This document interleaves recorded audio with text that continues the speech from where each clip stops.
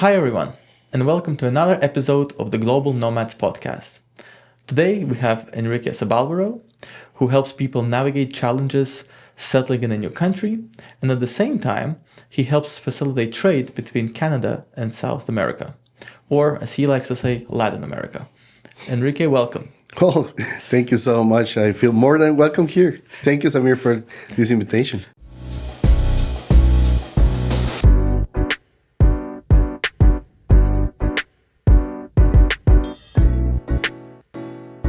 Perfect. Let's quickly start with Latin America and South America, because I've heard people say that it's offensive to say Latin America, but I've also heard people prefer saying Latin America, and that's why I introduced both ways when I started introducing you. Tell me the difference and tell me what would you prefer and why it makes more sense. Well, it depends on, what kind of audience are you addressing. Because for Latin people, we the Latin people, we refer ourselves as the Spanish speakers. Mm-hmm.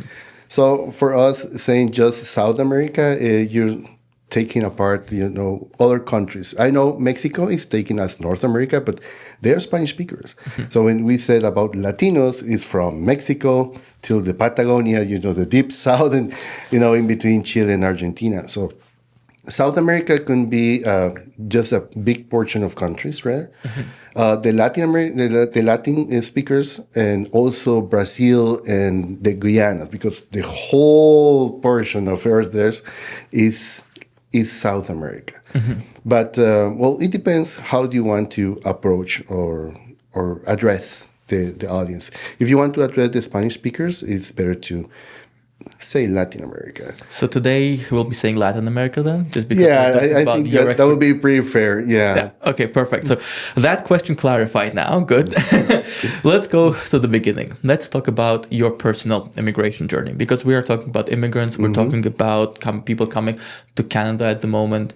So, and I know your journey is interesting, but also wasn't an easy one. So let's start with that. Oh yeah, let me get a sip of water. Well, yeah, if I knew, I would ask them to have some tequila or some rum as you like. Rum, yeah, a good Guatemalan rum. Yeah, I know many people they don't know about me, or maybe some of your viewers will know me. Yeah, I'm from Guatemala. Yeah, well, I started there. I started there my career, my profession, into international trade and supply chain and some geopolitical analysis. But I also was an entrepreneur. So I love to have my own businesses, not only about consultancy, but also I have a clothing production factory there. So I have already many hats there. Mm-hmm. For some unfortunate events in Central America, as many people know, it's not that easy way to navigate there, and specifically when you're successful. So after suffering a couple of unfortunate events, as I mentioned, I came to Canada. I came to Canada basically knowing not much. In terms of business, yes, because we know that it's a well-developed country. There's plenty of opportunities here, but it's when you already plan your journey to come. Mm-hmm. Because Canada is a very special place to immigrate. So you have certain rules, certain programs, certain categories for immigrants and newcomers. But I have to come with the less fortunate, as I have to say so. So I came as an asylum seeker, and I have to start from scratch, navigating my journey with nobody knows me. I have no contacts, no professional attachment or business attachment here, because I didn't have basically no business in this part of the continent. I was more familiar with the U.S., the rest of Latin American countries, and even some Europe, but figure out how to navigate here was quite challenging. Creating a network, knocking doors, and this kind of stuff is quite difficult. And I remember that at the beginning, I was struggling because I thought many people are going to be aware that open doors for me. And it's not really true. So you have to figure out the way to connect with the rest of of who are surrounding you Yeah. in your neighborhood or in your first job. I started my first job as a barista in a well-known coffee shop here. And it was one of my best experiences. And I remember that I wanted just to connect and create that kind of contacts, professional contacts. And I was not able to do it at the beginning. And that was hard. But then suddenly I found three amazing people that they took the time to have a coffee with me and listen this kind of story that I'm also sharing with you and your audience. And one of three people's were you. Yeah, so I was very lucky to have someone who understand me, to have this kind of empathy and say, okay, look, Enrique, yeah, I know this is kind of challenging time for you, but let's figure out how to create a way to understand how all this environment goes and you can navigate with it. So for me, it's a journey it's a learning pathway, because you never end to learn as an immigrant. There's always something new. We always learn from the locals, from other immigrants. And suddenly I figure out, being called from other people that they want to give me a chance to get involved in the trade consulting, other jobs that I performed.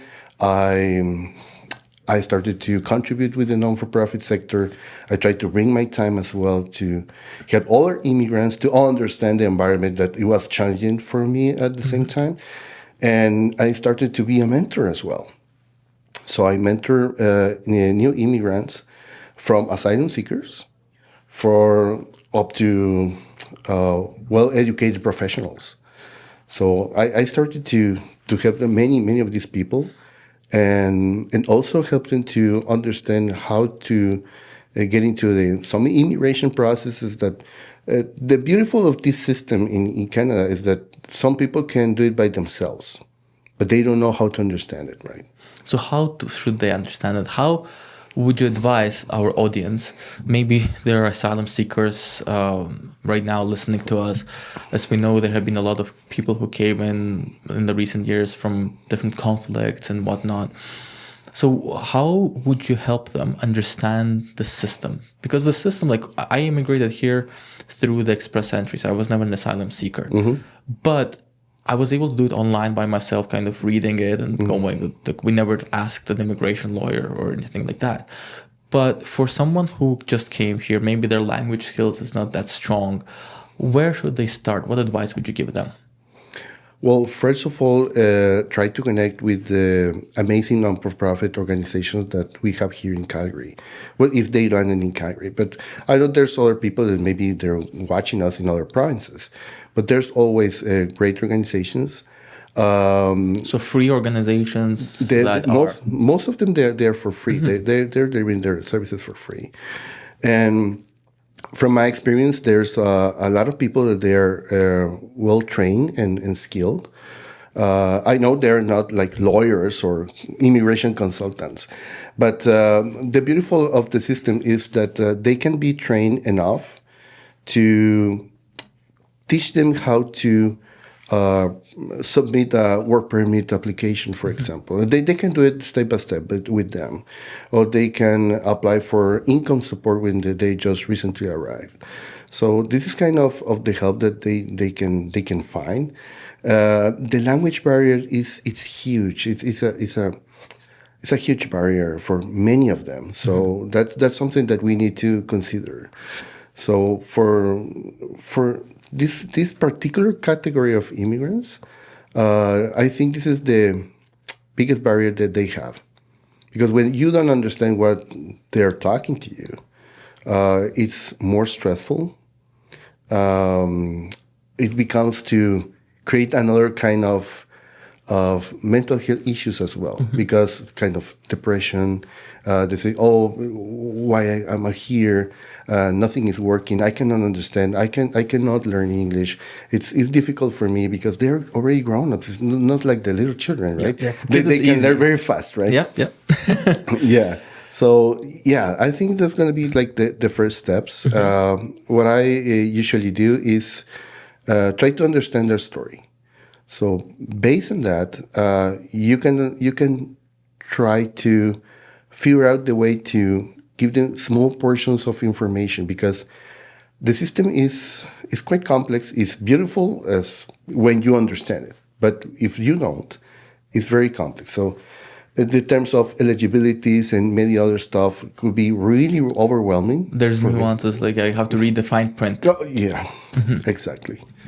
Yeah. So it is very rewarding when you help people and when you see them few months, or now it's a few years later, when they already have their PR, they're already permanent residents, and they already have a job, and they're already navigating this with their families, and they're raising their kids. It's really rewarding. And you came across with these people, and maybe at the grocery store, in the shopping mall, or just in the Calgary Transit, in the train, and they recognize you and say like, "Oh, Enrique, look, you know what? I'm so really thankful for all the help that you gave me all these years." And yeah, it's it's a different feeling. I don't know how to describe it, man. But we're talking about a lot of these people being skilled. So you mentioned they come in, they're learning. So there are definitely immigration programs. And we're not going to go into the details about the existing programs. The programs change all the time. Oh, yeah. Some things become redundant, they're updated and whatnot. So, but the question is that I want to say, for the skilled people, some jobs require licenses. So if you come as an engineer, as a doctor, you need to reinvent yourself here because you will not be able to practice utilizing your previous experience or previous licenses. Yeah. How do you help those people navigate that challenge? Yeah. You know what? It's a different story for them because they're coming with very high expectations. So they're expecting to have a job, like maybe not right away, but in a short period of time, right? So from my experience, like mentoring many of them, the high skilled professionals, as you mentioned, it's a key word here, is how to reinvent yourself. Because the gap in between your arrival and your expected performance in your desired job could be very long. Well, it depends on your profession. It depends if you're a doctor or if you're an engineer, or even an architect, or if you're a lawyer, right? So it's a different context. If you're a lawyer, basically you have to start from scratch.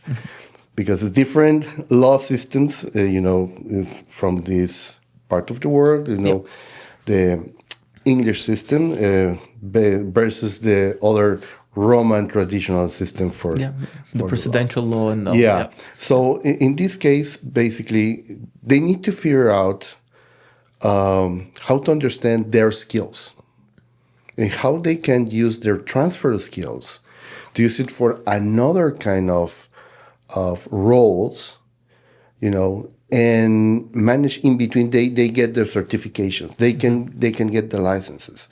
So I can bring you some of my case. I came here with a postgraduate degree in international trade, international business from Guatemala and any other schools from Central America as well. Very well known and recognized there. Yes. Yeah. But not here. So I started my journey to get my professional designation, my first one.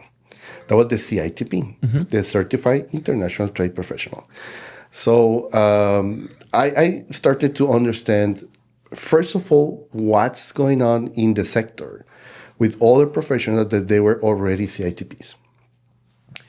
So with many of them, I tried to connect with my network. I have a very large network with professionals in many other areas. So for all these newcomers, I try to connect it with people that they already have, they're willing to teach them what is to be there in that position here in Canada? Because you can be an engineer in your country, but it's a different role, a different expectation of your role here. Because you're an engineer, but these are some specific tasks and assignments that you're going to have here. For oil and gas, it's different that oil and gas, how it's performed here than in Venezuela, for example. Yeah. They can say, okay, I know how to drill. Yeah, you know how to drill, man. But we have here another kind of procedures. Yeah, different procedures, different elements, safety concerns. Safety issues. Requirements and all these kind of things. So reclamation requirements. The list goes on and on and on. It's an infinite list. Yeah. So these kind of things is they're crucial for them to understand how the journey is for them, what are going to be the best avenue to take. And it's good for them to talk with other people, different perspectives, maybe the same profession, but from different industries. And you have to know what you can bring to the table. The problem with many of them, if they have a lot of titles, but they are not knowing themselves. Yeah. When you don't know what you have in your toolbox, it's difficult because you're trying to find the tools, but you already have there. The tools are here, but you cannot see them, right?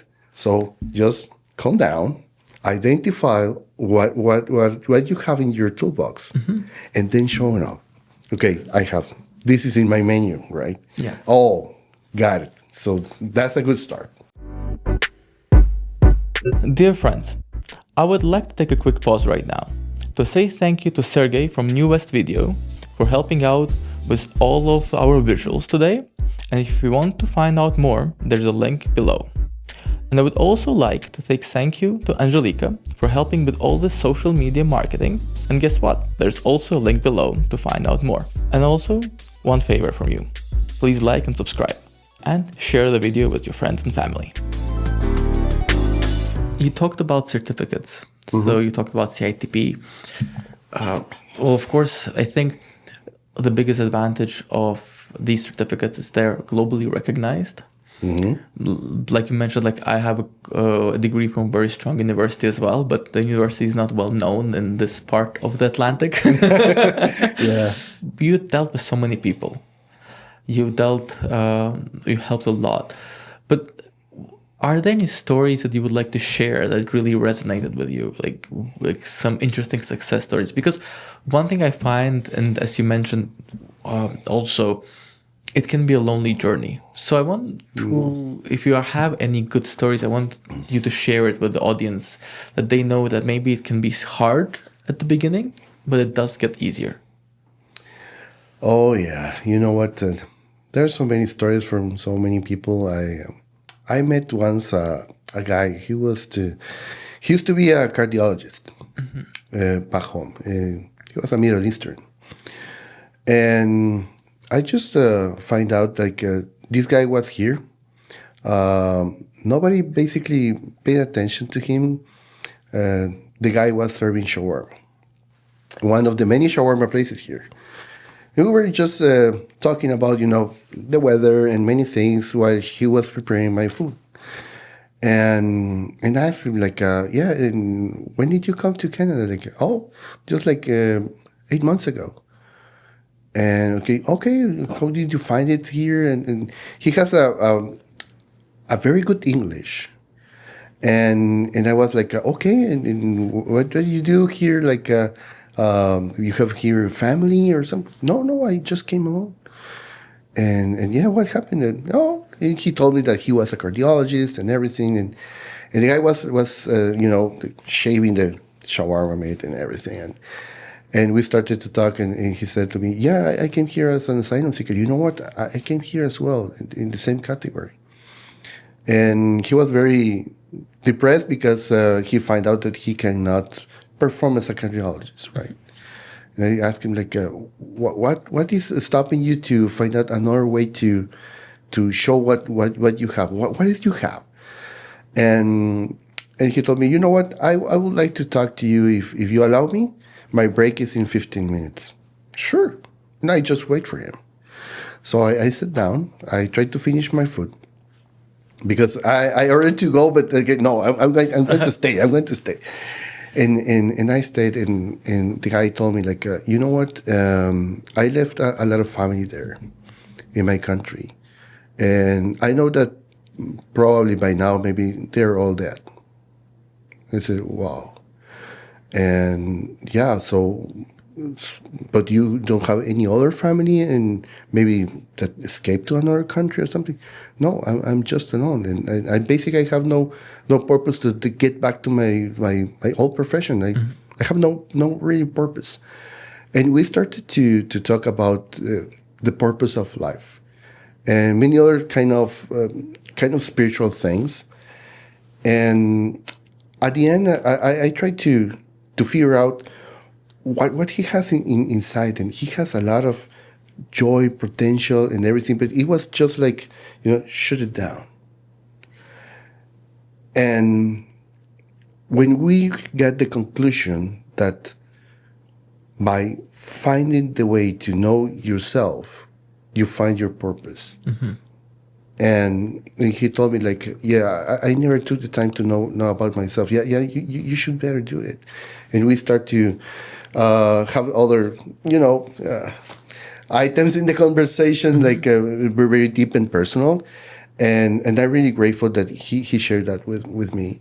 And then I started to go there, like, like maybe once, twice a month. And I used to be there for the break time that he has. And we developed a really great relationship. And he started to find out the way to discover himself. And, there were some moments that he just break down there. Yeah. That it was devastated. And I just tried to listen to him. And there was only one specific day, that I went there, and he just looked at my eyes and told me, you know what? I found it. Why did you find it? I just want to let you know that I found it. Mm-hmm. Just wait for my break. Okay, I wait for his break as usual. And he just came to me, and he gave me a hug and told me, you know what, Enrique? I know what I want to do. That's good. Okay, what are you going to do? You know what? I'm going to spend my time helping others. Mm-hmm. That's fantastic. And he started to help the rest of the community as an interpreter. For families, for old people, for everything. And even weekends and everything. And he started to develop another purpose. Now, he's a certified interpreter. Wow. And now he's working for the federal government as interpreter official for hearings and many other things. Wow. So he found another purpose of life. As an interpreter, he tried to bring the best of his knowledge, of his language, and he's helping others in that way. So he was able to reinvent himself. Reinvent, completely different. No medical issue. No. Something only with his voice and his way to talk to others and approach others. But it also shows that how important it is to listen to people. I mean, if you haven't had that conversation with him at the beginning, who would know what will happen? Like, would he be able to find his purpose or not? Yeah. And you know what? It was, I don't know what really touched me at that time, because I just saw him, like, cutting the chicken, but he was cutting the chicken like a kind of, like a surgeon? Like a surgeon, yeah, maybe. It was so dedicated, like it's so precious. The way, like, there was like, wow, did this guy really enjoy, like, cutting the chicken, right? Yeah. And I just started to talk to him. Like, no. Well, let's switch gears here a little bit. Yeah. And let's talk about your consultancy work with helping companies or facilitate companies doing trade between the South or Latin America and Canada. Yeah. So there are definitely a lot of stigmas in regards to the market. That it's a difficult market to enter, kind of navigating there. What stigmas would you say are true, and what things are misconceptions? Oh, wow. Yeah. I know that there's a lot of stereotypes here. For example, doing business in Latin America is just dealing with corruption. That's basically the first one. Or Latin Americans or South Americans, whatever, they're not going to, comply with all our requirements. Or maybe they have, issues with the payments and something like that. But at the end of the day, it's not true. Or another misconception is that the market is not worth it. But nobody tells you why it's not worth it, right? It's just because they didn't have the time to know about the market, the different markets that we have, because every single country is a different market. And it's based on the failure of previous companies there. But nobody is really learning from those failures. Nobody's telling you why they failed. So from there, they're starting to have these kind of misconceptions and these stereotypes about it. I think the market was had a lot of discredit because many of the political instability that we used to have in some decades, from the 60s and the 80s and early 90s. There was a lot of instability in Latin America, in many countries, most of them. So that creates the misconception that maybe it's not safe to go there, or it's not safe to sell our products there, because we don't know if they're going to be able to pay, or they're not going to be able to continue to doing business with us, or we don't know if things are going to be just screw up because the country is closed for 2-3 weeks or maybe a couple of months because there were maybe a coup d'etat or something like that. So from there, this create these kind of misconceptions about it. Others more recently, I've been hearing, it's about in Latin America, people, they don't have enough purchase power, right? Yes and no, but many of them they don't take the time to take a plane and go there and see how's everything going. Right? No, but also I think, to your point, it's a large market, and there's so many different countries there. So depending on what you're selling, I guess it's also important to understand which market should be the first market to enter if you think about the Latin American expansion. Exactly. You know what? That's very crucial to know about what your product is bringing to that market.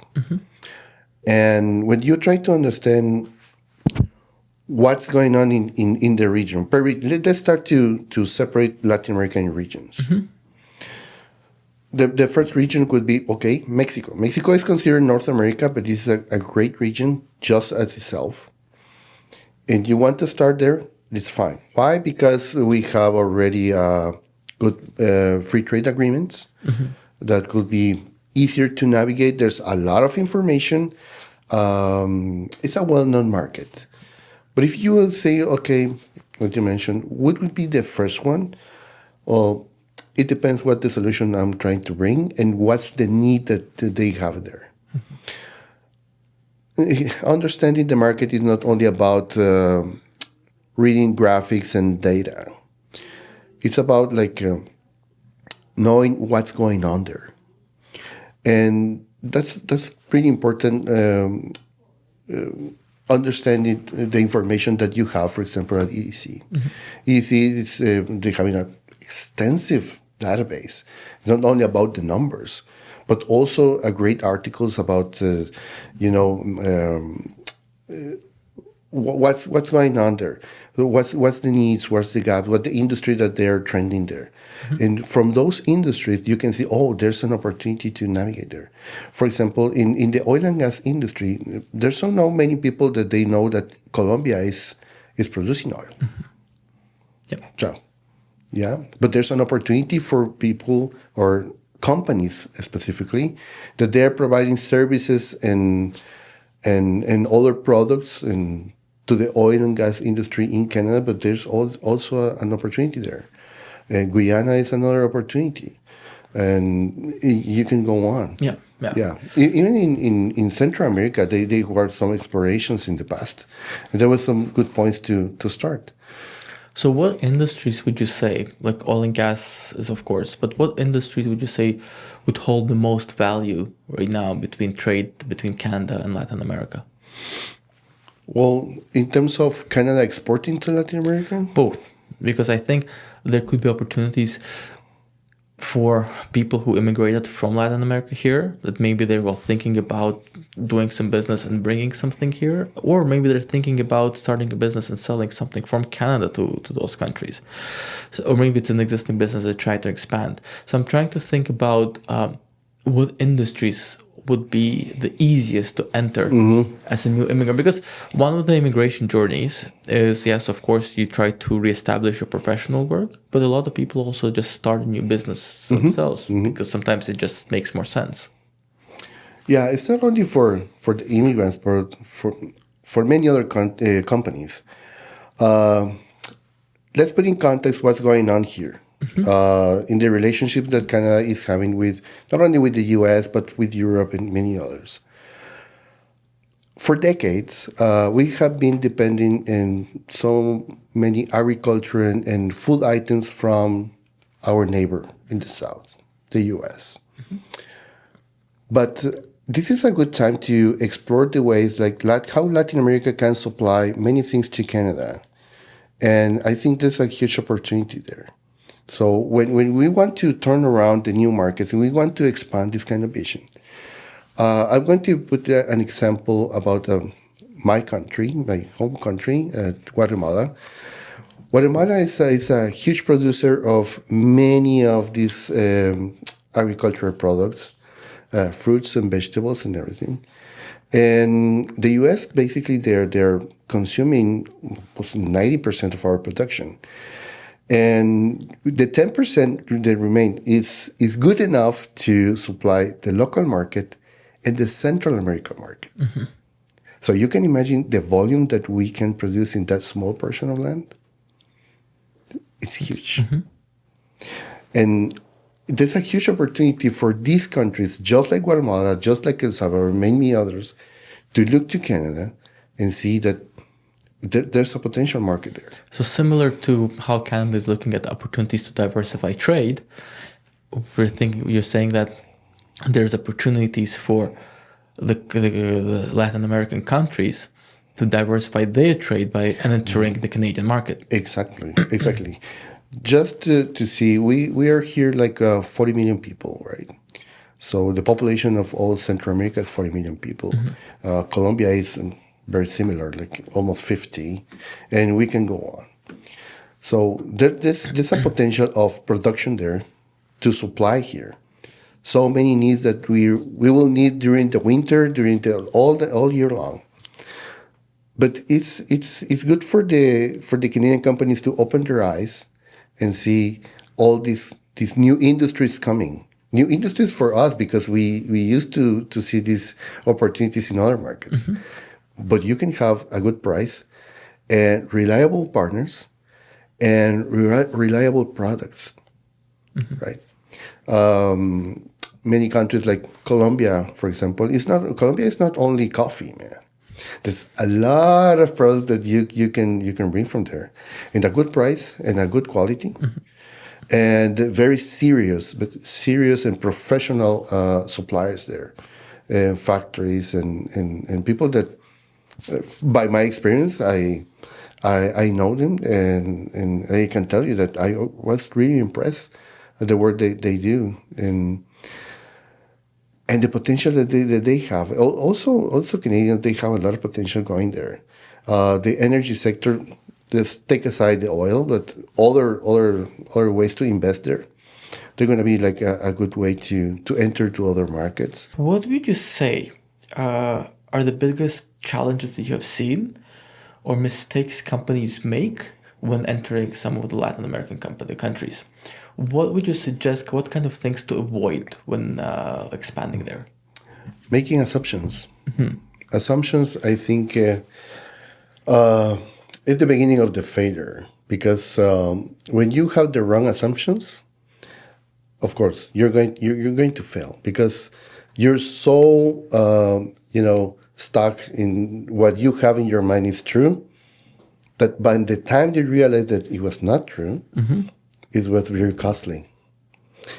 In these terms, I can tell you that the first of all to understand the market is to have a huge market research.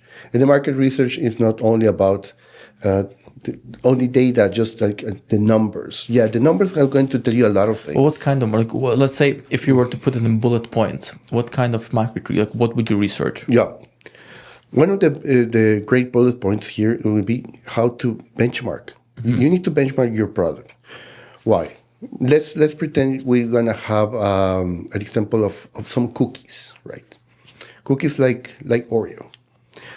Why Oreo or this kind of cookies, sandwich cookies, like they say sandwich cookies, okay? These sandwich cookies are so popular with the same brand in these countries, but they're at the end they're different. It's the same brand, but you can taste the cookie that they are selling in Latin America, and it's a little bit different with the cookie that they're selling in North America. Why? Because they adapt the cookie. They adapt the cookie to the market. To the local taste buds. When you have the assumption because there's so many Latin people that they are living in North America, they love it there, they're going to be the same as selling back home for them. No, wrong. So you cannot make the same assumption. Okay, so benchmarking is number one. Yeah, benchmarking is number one. The second, I think, is to realize how to enter in terms of price and visibility.